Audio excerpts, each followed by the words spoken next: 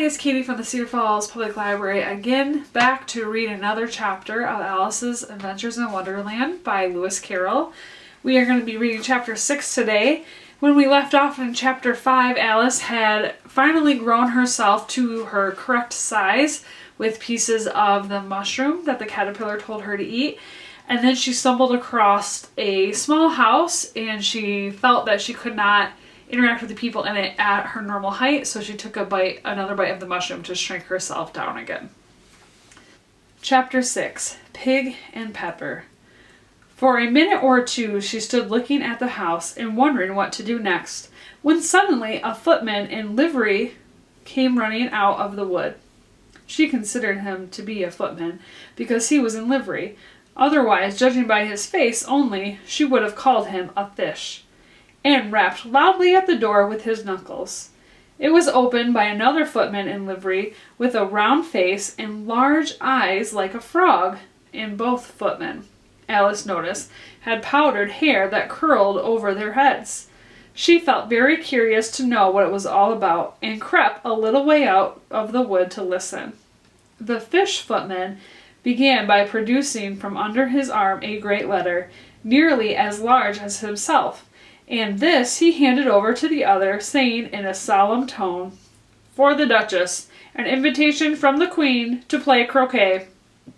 The frog footman repeated in the same solemn tone, only changing the order of the words a little, "From the Queen, an invitation for the Duchess to play croquet."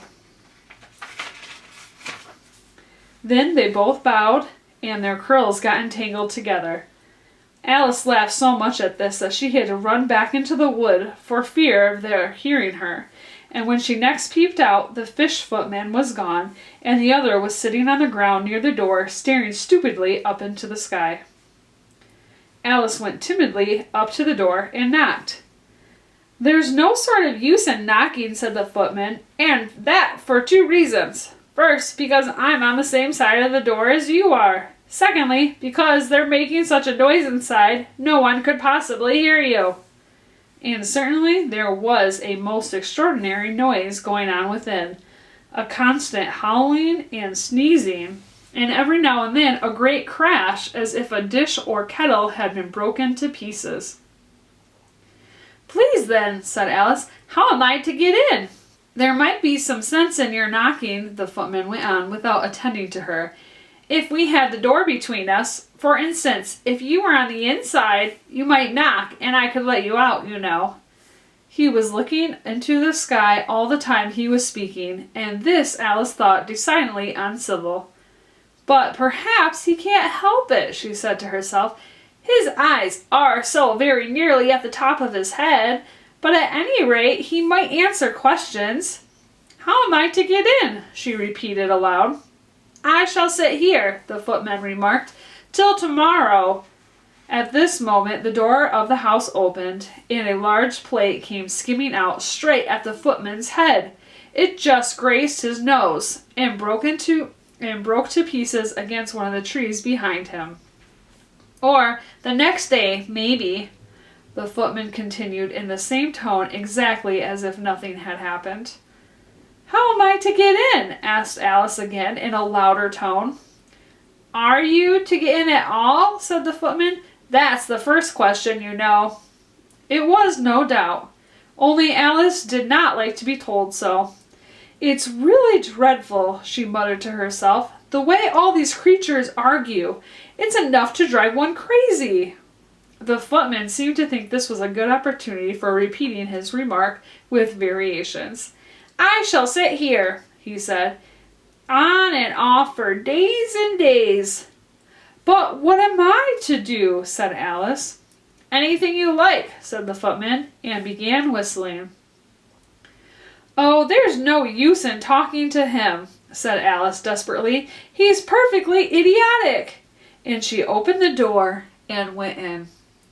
The door led right into a large kitchen, which was full of smoke from one end to the other. The Duchess was sitting on a three-legged stool in the middle, nursing a baby. The cook was leaning over the fire, stirring a large cauldron, which seemed to be full of soup. "There's certainly too much pepper in that soup," Alice said to herself, as well as she could, for sneezing. There was certainly too much of it in the air. Even the Duchess sneezed occasionally, and as for the baby, it was sneezing and hollering alternately without a moment's pause. The only two creatures in the kitchen that did not sneeze were the cook and a large cat, which was lying on the hearth and grinning from ear to ear. "Please, would you tell me," said Alice a little timidly, for she was not quite sure whether it was good manners for her to speak first, "why your cat grins like that?" "It's a Cheshire cat," said the Duchess, "and that's why— Pig!" She said the last word with such sudden violence that Alice quite jumped, but she saw in another moment that it was addressed to the baby, and not to her, so she took courage and went on again. "I didn't know Cheshire cats always grinned. In fact, I didn't know that cats could grin." "They all can," said the Duchess, "and most of them do." "I don't know of any that do," Alice said very politely, feeling quite pleased to have gotten into conversation. "You don't know much," said the Duchess, "and that's a fact." Alice did not at all like the tone of this remark, and thought it would be as well to introduce some other subject of conversation. While she was trying to fix on that one, the cook took the cauldron of soup off the fire and at once set to work throwing everything within her reach at the Duchess and the baby. The fire irons came first, then followed a shower of saucepans, plates, and dishes. The Duchess took no notice of them even when they hit her, and the baby was hollowing so much already that it was quite impossible to say whether the blows hurt it or not. "Oh, please, mind what you're doing," cried Alice, jumping up and down in the agony of terror. "Oh, there goes his precious nose!" as an unusually large saucepan flew close by it and very nearly carried it off. "If everybody minded their own business," said the Duchess in a hoarse growl, "the world would go round a deal faster than it does." "Which would not be an advantage," said Alice, who felt very glad to get an opportunity of showing off a little of her knowledge. "Just think what work it would make with the day and the night. You see, the earth takes 24 hours to turn round on its axis." "Talking of axes," said the Duchess, "chop off her head!" Alice glanced rather anxiously at the cook to see if she meant to take the hint, but the cook was busily stirring the soup and seemed to not be listening, so she went on again. 24 hours, I think, or is it 12? "Oh, don't bother me," said the Duchess. "I never could abide figures." And with that, she began nursing her child again, singing a sort of lullaby to it as she did so, and giving it a violent shake at the end of every line. "Speaking roughly to your boy, and beat him when he sneezes. He only does it to annoy because he knows it teases." Chorus, in which the cook and the baby joined. "Wow, wow, wow!" While the Duchess sang the second verse of the song, she kept tossing the baby violently up and down, and the poor little thing howled so that Alice could hardly hear the words. "I speak severely to my boy. I beat him when he sneezes, for when he can thoroughly enjoy the pepper when he pleases." Chorus, "Wow, wow, wow!" "Here, you may nurse it a bit if you like," the Duchess said to Alice, flinging the baby at her as she spoke. "I must go and get ready to play croquet with the Queen." And she hurried out of the room. The cook threw a frying pan after her as she went, but it just missed her. Alice caught the baby with some difficulty, as it was a queer-shaped little creature, and held out its arms and legs in all directions. "Just like a starfish," thought Alice.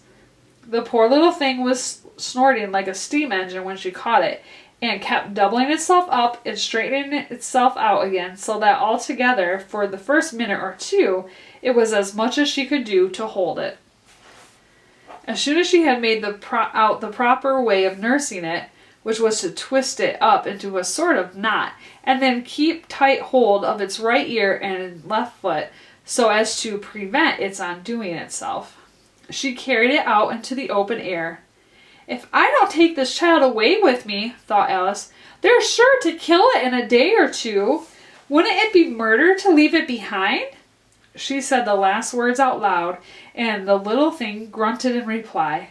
It had left off sneezing by this time. "Don't grunt," said Alice. "That's not at all a proper way of expressing yourself." The baby grunted again, and Alice looked very anxiously into its face to see what was the matter with it. There could be no doubt that it had a very turn-up nose, much more like a snout than a real nose. Also, its eyes were getting extremely small for a baby. Altogether, Alice did not like the look of the thing at all. But perhaps it was only sobbing, she thought, and looked into its eyes again to see if there were any tears. No, there were no tears. "If you're going to turn into a pig, my dear," said Alice seriously, "I'll have nothing more to do with you. Mind now." The poor little thing sobbed again, or grunted. It was impossible to say which. And they went on for some while in silence. Alice was just beginning to think herself, "Now, what am I going to do with this creature when I get at home?" when it grunted again so violently that she looked down into its face in some alarm. This time there could be no mistake about it. It was neither more nor less than a pig, and she felt that it would be quite absurd for her to carry it any further. So she set the little creature down and felt quite relieved to see it trot away quietly into the wood. "If it had grown up," she said to herself, "it would have made a dreadfully ugly child. But it makes a rather handsome pig, I think." And she began thinking over other children she knew who might do very well as pigs, and was just saying to herself, "If one only knew the right way to change them," when she was a little startled by seeing the Cheshire Cat sitting on a bough of a tree a few yards off. The cat only grinned when it saw Alice. It looked good-natured, she thought. Still, it had very long claws and a great many teeth, so she felt that it ought to be treated with respect. "Cheshire Puss," she began rather timidly, as she did not know at all whether it would like the name. However, it only grinned a little wider. "Come, it's pleased so far," thought Alice, and she went on. "Would you tell me, please, which way I ought to go from here?" "That depends a good deal on where you want to get to," said the cat. "I don't much care where," said Alice. "Then it doesn't matter which way you go," said the cat. "So long as I get somewhere," Alice added as an explanation. "Oh, you're sure to do that," said the cat, "if you only walk long enough." Alice felt that this could not be denied, so she tried another question. "What sort of people live about here?" "In that direction," the cat said, waving its right paw around, "lives a hatter. And in that direction," waving the other paw, "lives a March hare. Visit either you like, they're both mad." "But I don't want to go among mad people," Alice remarked. "Oh, you can't help that," said the cat. "We're all mad here. I'm mad, you're mad." "How do you know I'm mad?" said Alice.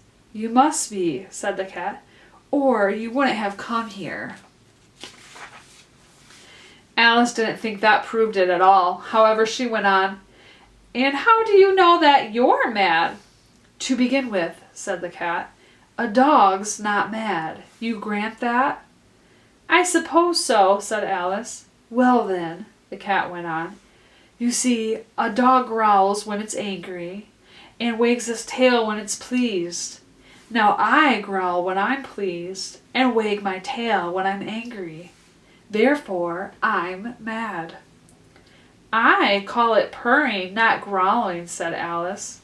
"Call it what you like," said the cat. "Do you play croquet with the Queen today?" "I should like it very much," said Alice, "but I haven't been invited yet." "You'll see me there," said the cat, and vanished.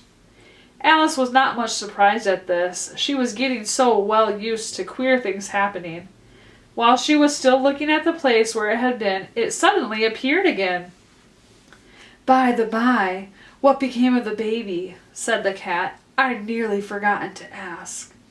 It turned into a pig, Alice answered very quietly, just as if the cat had come back in a natural way. I thought it would, said the cat, and vanished again. Alice waited a little, half expecting to see it again, but it did not appear, and after a minute or two she walked on in the direction in which the March Hare was said to live. I've seen hatters before, she said to herself. The March Hare will be much the most interesting. And perhaps, as this is May, it won't be raving mad. At least, not so mad as it was in March. As she said this, she looked up, and there was the cat again, sitting on a branch of a tree. Did you say pig or fig? Said the cat. I said pig, replied Alice, and I wish you wouldn't keep appearing and vanishing so suddenly. You make one quite giddy. All right, said the cat, and this time it vanished quite slowly, beginning with the end of the tail and ending with the grin, which remained some time after the rest of it had gone. Well, I've often seen a cat without a grin, thought Alice, but a grin without a cat? It's the most curious thing I ever saw in all my life. She had not gone much farther before she came in sight of the house of the March Hare. She thought it must be the right house because the chimneys were shaped like ears and the roof was thatched with fur. It was so large a house that she did not like to go nearer till she had nibbled some more of the left-hand bit of mushroom and raised herself to about 2 feet high. Even then she walked up towards it rather timidly, saying to herself, Suppose it should be raving mad after all. I almost wish I'd gone to see the Hatter instead. And that is the end of Chapter 6. Stay tuned for a video on Chapter 7. Have a great day. For a moment... Oh, wow. Footman, because he was in livery. Otherwise... Or is it livery? I think it's livery. Ooh, I can't remember how to say it. And for that, because... Oh, my... Oh, and this Alice thought decidedly uncivil. It was sneezing and howling alternately. The world would go round a great deal. No, a deal. And they went on for some time. Alice felt this could not be denied, not benign. Showing off a little of her knowledge, which would not be to